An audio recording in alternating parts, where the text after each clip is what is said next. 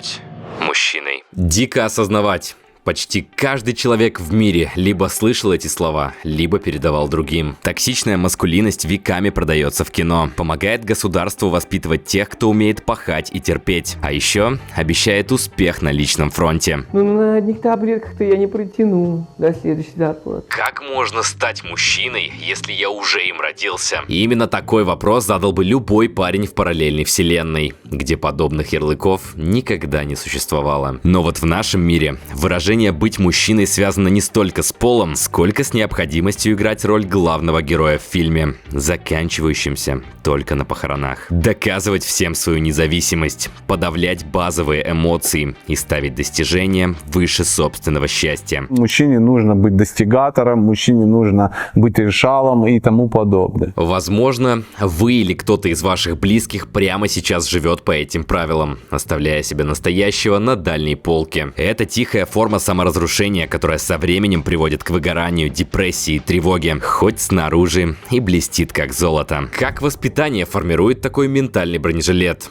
Причем здесь нарциссическая травма? Почему токсичная маскулинность до сих пор кажется многим привлекательной? И можно ли изменить свой образ мышления во взрослом возрасте? Об этом и многом другом в сегодняшнем выпуске. На связи Максим Гуленков. Это островок здравого смысла. Нарцисс. Что вы видите за этим словом, кроме весеннего цветка? Скорее всего, самовлюбленного парня, застывшего перед своим отражением. Психологические термины стали жертвами упрощения до более удобных и бытовых версий. Люди смело обзывают депрессией даже минутную хандру, а ярлык нарцисс вешают на любого, кто просто умеет выбирать себя и радоваться жизни. Ведь именно такие трактовки те когда-то видели в мемах или слышали от своих друзей.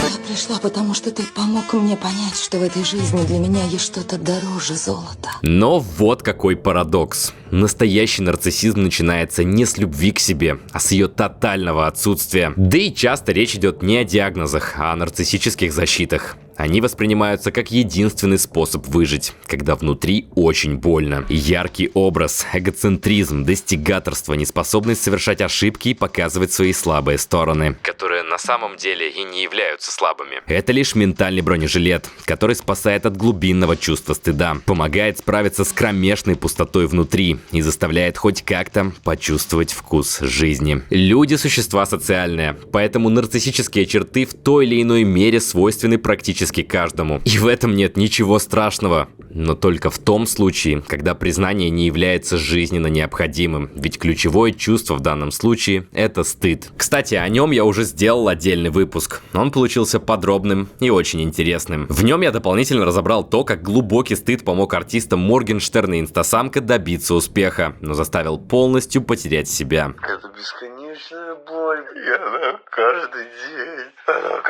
день со мной. Важная пометка по названию этого ролика. Мы будем говорить преимущественно о мужчинах, однако нарциссическим защитам могут быть подвержены и женщины. А гены – это не про биологию, а про травмирующее воспитание, переходящее из поколения в поколение. Вот мы и пришли к стартовой точке.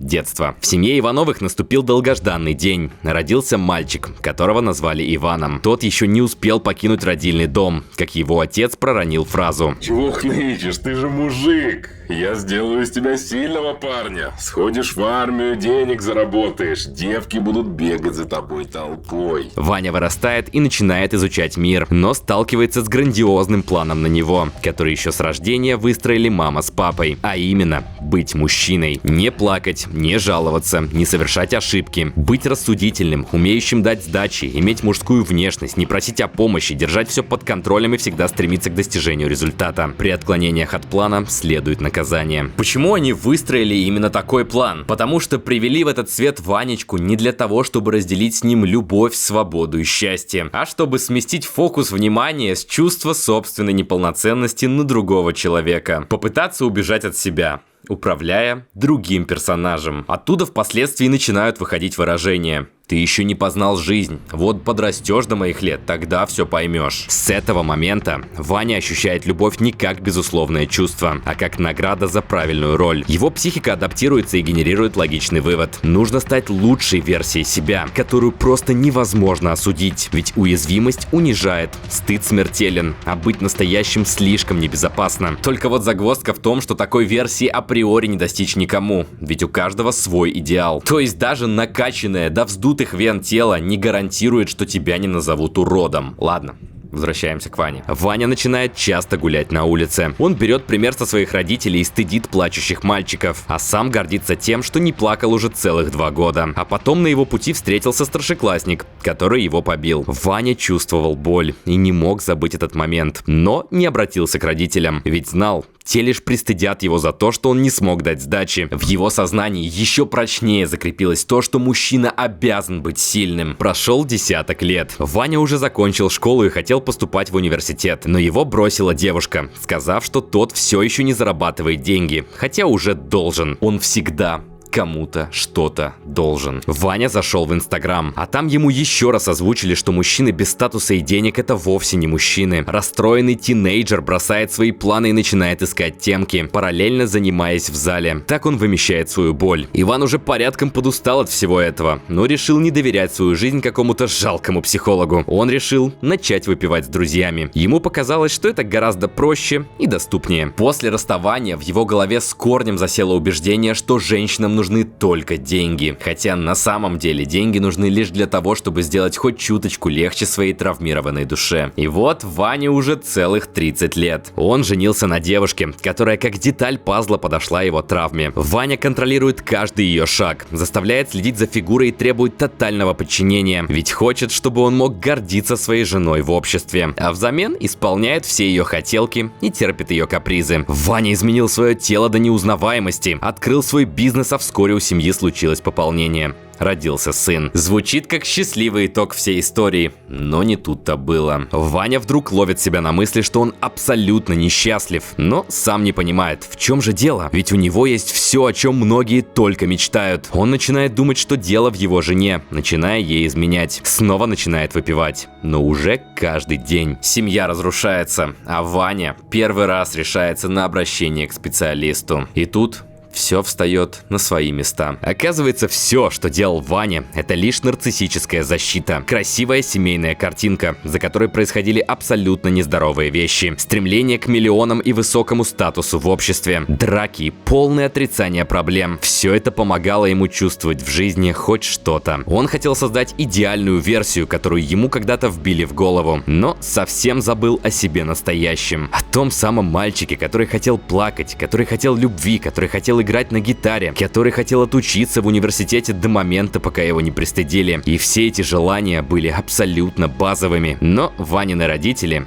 люди, которые встречались на его пути, и даже интернет так не считают. Теперь Ваня не просто не знает, кто он на самом деле. Он даже не знает, что он чувствует. Это не сказочный вымысел, а слишком узнаваемый сценарий для многих мужчин в наше время. Снаружи те выглядят уверенными, хладнокровными и рассудительными, а внутри ими управляет панический страх унижения. Вообще ничего не радует. Типа нет такого, что ты счастлив. Вчера не стримил, потому что я просто сутки лежал в этой комнате. Что-то так тяжко было. Нарциссизм и перфекционизм — это лишь стыд в дорогом костюме. Все говорят о том, как он классно на тебе сидит, но тебе в нем ужасно неудобно. Именно по причине поощрения обществом токсичная маскулинность не просто живет, но и продолжает развиваться. И если женщина эмоционально закрыта, ее чаще назовут особенной. А вот если мужчина, его могут назвать собранным, сильным и волевым. Мужчин хвалят за трудоголизм, уважают за то, что те не просят помощи, а пытаются решать все самостоятельно. Нередко зрелостью считают образ человека, у которого будто нет проблем. Эмоционально зрелый мужчина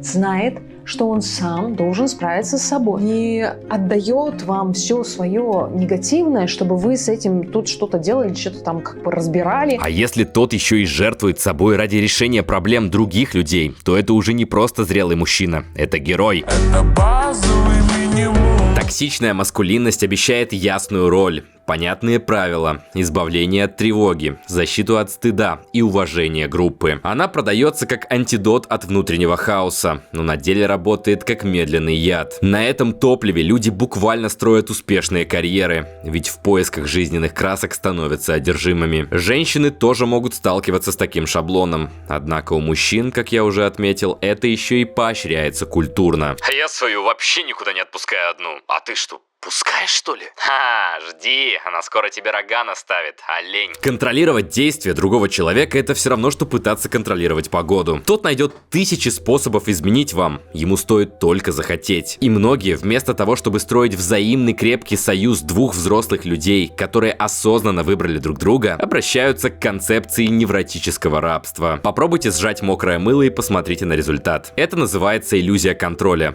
которая свойственна многим в отношениях. Так называемые нарциссы часто не выносят чувство беспомощности, воспринимают просьбы партнера как критику, слышат «не мне больно, а ты плохой», уходят в оборону, холод, обесценивание или раздражение, плохо выдерживают равенство, хотят быть нужными, но не хотят быть уязвимыми, хотят любви, но боятся зависимости, а близость путают с потерей контроля. У меня все сводится к деньгам, даже когда я ссорюсь, бэйбы, достаю кэш, такой смотри, блядь, нахуй. Вспомним легендарную фразу «не выноси мне мозг». Да, женщины бывают разными. Однако часто эти фразы используются из-за того, что сам мужчина не справляется со своими чувствами. Такой человек с большим трудом может поделиться своей болью с другими. Ведь чувства десятилетиями были для него зоной унижения. Все перечисленные мной требования к мужчинам исторически закрепились во всем мире. Как мы знаем, чем явление более массовое, тем легче и быстрее оно продолжает распространяться. В итоге мы имеем людей, которые не могут отдыхать без чувства вины, радоваться результату, не сравнивать себя с другими, принимать себя даже при провалах и, самое главное, любить. Окей, а что со всем этим делать? Спросите вы. Ведь выглядит все как беспросветная яма. Но это тоже лишь иллюзия, вызванная выученной беспомощностью. Самое главное — это не начать мыслить крайностями. Иногда первое изменение — это не в очередной раз пытаться стать сильнее, а перестать всем эту силу доказывать. При малейших изменениях привычной жизни внутри может появиться ощущение, что лучше просто спрятаться и ничего не трогать, чем искать новый баланс. Поэтому важно хотя бы на несколько дней создать себе пространство без привычной гонки. В тишине проще понять, вы двигаетесь из страха и стыда или интереса и желания жить лучше. Зарабатываете деньги для статуса или конкретных целей. Худеете для личного комфорта или потому что кто-то тыкнул вам пальцем. И если вы дадите возможность себе настоящему хотя бы на короткий период снять ментальные доспехи, то, вероятно, сможете почувствовать природные сигналы от организма. Например, что вы делаете не то, что хотите на самом деле. Что хотите плакать от усталости. Что хотите просто лежать в кровати и не мчаться к новым достижениям. Стыд будет говорить, что это неправильно. Но единственный путь избавления от привычки идти у него на поводу — это как раз через дискомфорт и негативные чувства не делать так, как он требует, объясняя себе рациональную причину. Воспринять все поведенческие тесты как игру. Перед вами встает выбор, и нужно хорошенько подумать, чтобы пройти на следующий уровень. В нее не нужно играть идеально, в нее нужно играть стабильно. Если вы уже 1000 раз заглушили свои слезы, можно попробовать дать пробиться хотя бы одной слезинке и проследить, как в долгосрочной перспективе такое решение повлияет на ощущение жизни. В моменте будет казаться, что наступил апокалипсис, но уже 10-20 таких пройденных тестов показывают психике, что ничего не случилось, а стыд и страхи были лишь в голове. Со временем броня перестанет быть такой тяжелой, и организм сам начнет тянуться к тому, что ему необходимо. Все это лишь лирика, которая может и не помочь, если внутри нет ресурса и желания для того, чтобы что-то менять. Не увлекайтесь самолечением, дневниками эмоций и монологами с самим собой. Без этого никуда, но гораздо лучше, когда вас еще и сопровождает опытный специалист. И именно он сможет разобрать лично вашу ситуацию, а еще создать пространство, где не нужно играть ту самую, да нельзя надоевшую роль. В свое время специалист очень сильно помог мне не потерять себя окончательно. На моем YouTube-канале есть ролик о 10 важных осознаниях из психотерапии. А на Бусти есть личный ролик о том, как нарциссизм и перфекционизм негативно повлияли на мою жизнь. Избегал людей, сидя за компьютером. Я полностью пропал из социальных сетей. Никому не отвечал на звонки, не отвечал на сообщения и пытался разобраться в себе, но получалось не очень. Ну и для всех тех, кто хочет опустить руки после 2 неудачных поведенческих тестов. Привычки формируются десятилетиями. Как вы думаете, можно ли избавиться от них за пару недель? И если и получится сделать первые шаги за такой короткий промежуток времени, то новое мышление все еще будет шатким, и его сможет вернуть на привычное место любая внешняя критика. Кто-то обязательно скажет вам, что вы уже не тот яркий парень, которым были раньше, и это может очень сильно задеть. Поэтому самое важное – это дать себе время на изменения, не ругать себя за срывы и быть готовым к тому, что новая версия вас людям может не понравиться. Но я уверен, что она понравится вам. Как говорил Авраам Линкольн, «Я побеждаю своих врагов, когда делаю их своими друзьями». Возможно, многим людям пора перестать считать свои чувства врагами и начать встречать их с достоинством. Подписывайся на мой YouTube канал, чтобы не пропустить следующий ролик. Осталось набрать еще 200 подписчиков до первой 1000. А вот в телеграм-канале вас будут ждать другие быстрые мысли и моя жизнь за кадром. Все ссылки в описании. Спасибо за внимание. Берегите себя.